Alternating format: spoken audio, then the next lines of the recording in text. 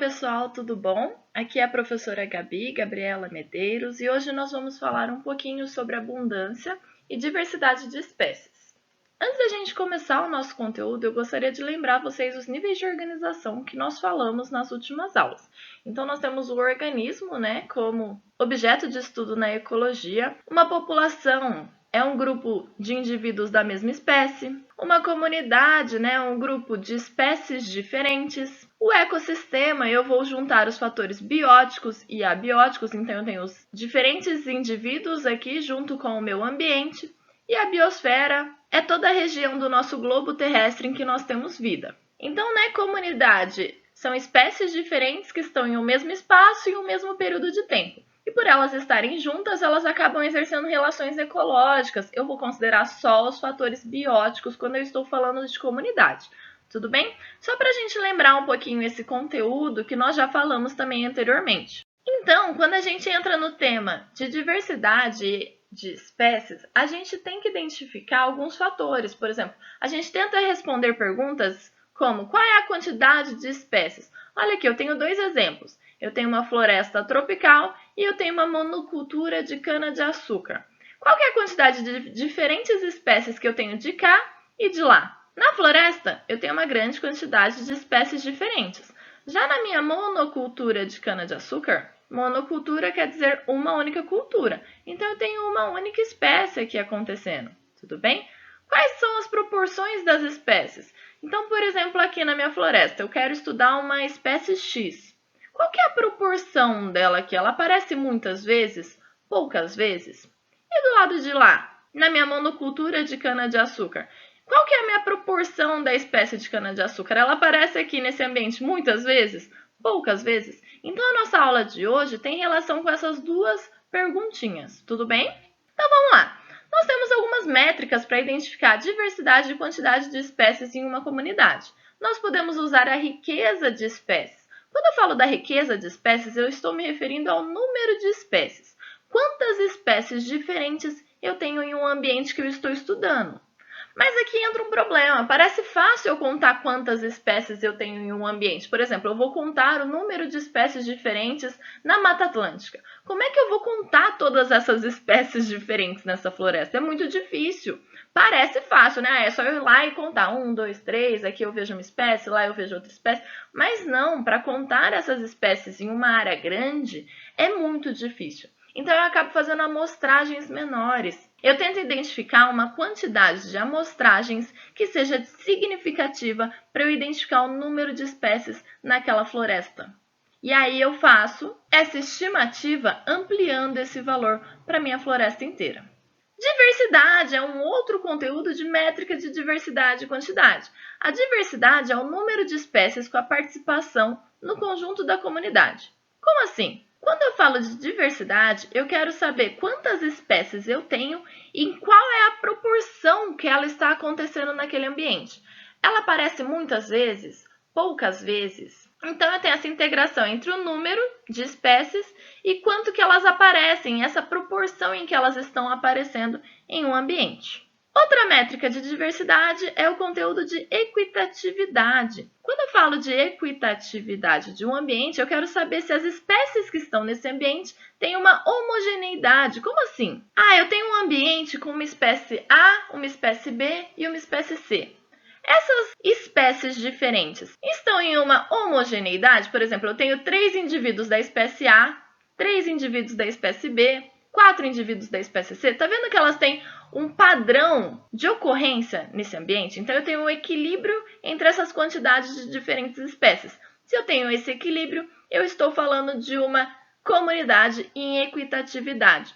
Já um outro exemplo, eu tenho uma espécie D, uma espécie E e uma espécie F. A espécie D, eu tenho 3 indivíduos. A espécie E, eu tenho 8 indivíduos.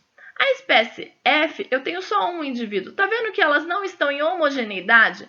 Elas não são espécies que estão numa mesma abundância nessa área. Quando elas estão assim, em diferentes quantidades nesse ambiente, eu não tenho uma grande equitatividade. E dominância? Quando eu tenho a dominância, é uma espécie que aparece muito em um ambiente. Então, eu tenho por exemplo, na minha área de cana-de-açúcar, vocês viram que aquela espécie aparece com uma grande frequência, comparada com as outras espécies que estavam naquele ambiente. Então, a cana-de-açúcar teria uma dominância naquela comunidade. Ela aparece muitas e muitas vezes. Tudo bem? Nós vamos falar um pouquinho mais de cada um desses conteúdos. Então, eu falei para vocês anteriormente que riqueza está relacionada com o número de espécies que eu tenho em um ambiente.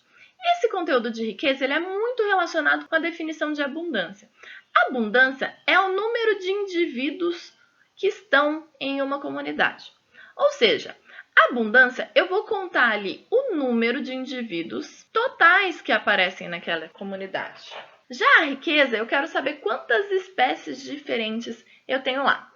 Aqui são exemplos que nós temos a representação de diferentes espécies por diferentes cores aqui em um ambiente A, ambiente B e ambiente C.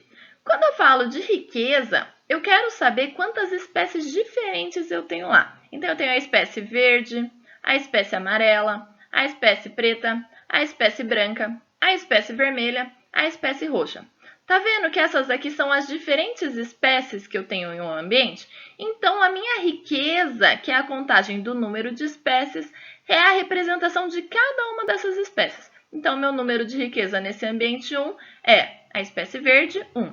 A espécie amarela, 2. A espécie preta, 3. A espécie branca, 4. A espécie vermelha, 5. E a espécie roxa, 6. E a abundância? A abundância é número de indivíduos. Então, eu tenho aqui que a minha espécie verde tem 10, que a minha espécie roxa tem 10, então 20, que a minha espécie vermelha tem 10, então 30, que a minha espécie branca tem 10, então 40, que a minha espécie preta tem 1, então 10, 20, 30, 41, e a minha espécie amarela tem 5. Então, eu tenho aqui 41 mais 5, 46 indivíduos. É essa a diferença entre abundância e riqueza. Abundância, então, é o número de indivíduos. Riqueza é o número de espécies. Outro exemplo aqui, ó. Qual que é a riqueza de espécies? Quantas espécies diferentes eu tenho no meu ambiente 2? Então, eu tenho espécie verde, cinza, preta, azul e amarela. São 5 espécies diferentes. Então, a minha riqueza é de 5 espécies. E a minha abundância, número de indivíduos? Eu somo o número de indivíduos. Então, eu tenho 10, 20, 30 indivíduos, né? Quando eu somo a espécie cinza, amarela e azul.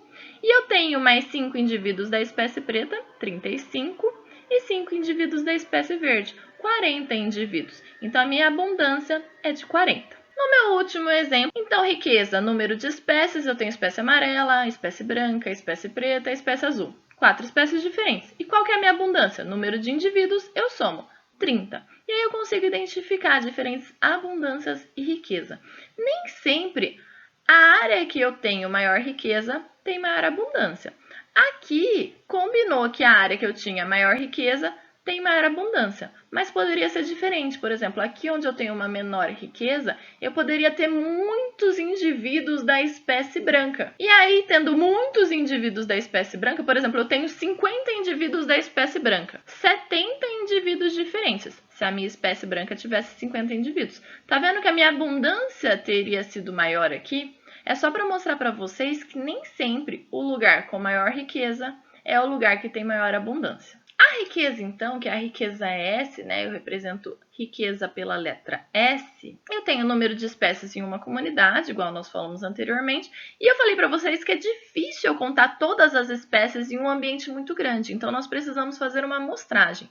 Como que eu vou fazer uma amostragem em um ambiente grande? Eu vou fazer, então, esse estudo de quantas réplicas, ou seja, de quantos locais de amostragem menores eu tenho que fazer para conseguir um número de espécies observadas que sejam frequentes. Então, eu pego meu número de réplicas, olha lá, se eu pegar só um local pequeno numa grande floresta, tá vendo que o meu número de espécies é pequeno? Se eu pegar 2 locais, aumenta um pouquinho o meu número de espécies.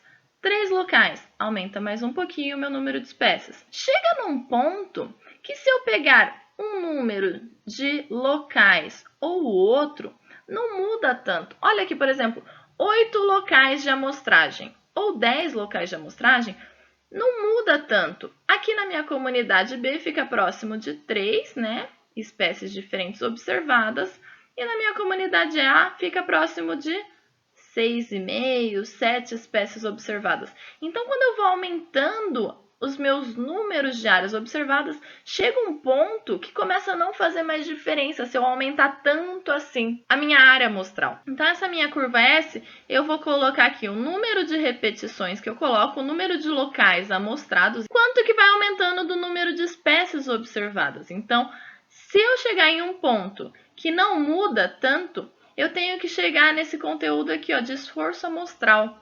Ou seja, se de 8 locais amostrados ou 10 locais amostrados não faz tanta diferença assim, eu vou amostrar 8 locais, porque senão eu vou ficar lá fazendo um enorme esforço amostral para não mudar tanto o meu número de espécies nessa comunidade. Essa curva S, então, depende de qual é a área que eu estou estudando. Se for uma área muito grande, eu vou ter que ter um grande número de repetições. E depende também da comunidade. Às vezes eu tenho comunidades que têm uma diversidade muito grande, então é difícil eu conseguir identificar essa comunidade com uma grande diversidade se eu fizer poucas amostras. Então vamos lá, na minha diversidade de Shannon é uma métrica que eu vou identificar qual é o local mais diverso. Para eu chegar nessa conta, de qual que é o local mais diverso, eu vou ter que pegar uma proporção de espécies, que é o PI, que vai ser igual ao meu número de indivíduos da espécie que eu estou estudando, dividido pelo número total de indivíduos daquela comunidade. Então, por exemplo, eu estou estudando uma espécie de bromélia, a espécie I da bromélia. Então, eu faço aqui uma contagem na minha amostra. Eu tenho 20 bromélias na minha primeira parcela. E aí eu vou dividir pelo número total de espécies que eu encontrei naquele ambiente. Então, eu vou colocar aqui o meu número total de todas as espécies que eu encontrei. Então, tem bromélia, tem diferentes espécies de árvores e assim por diante. O meu número de indivíduo da minha espécie de interesse pelo número total de espécies que está naquela minha parcela. Encontrei a minha proporção de espécies e eu vou tentar encontrar a minha diversidade de Shannon. Diversidade de Shannon é representada pela letra H'.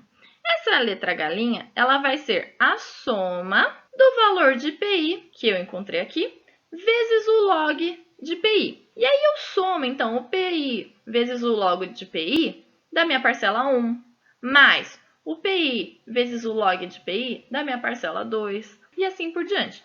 Dessa forma, eu consigo identificar qual que é a minha diversidade de Shannon da espécie que eu tenho interesse na minha comunidade. Então, por exemplo, se eu tiver uma espécie que ela ocupa 10% da quantidade de espécies da minha parcela, a minha bromélia aqui que eu estou estudando, ela está numa proporção de 10% quando eu comparo com todas as minhas outras espécies.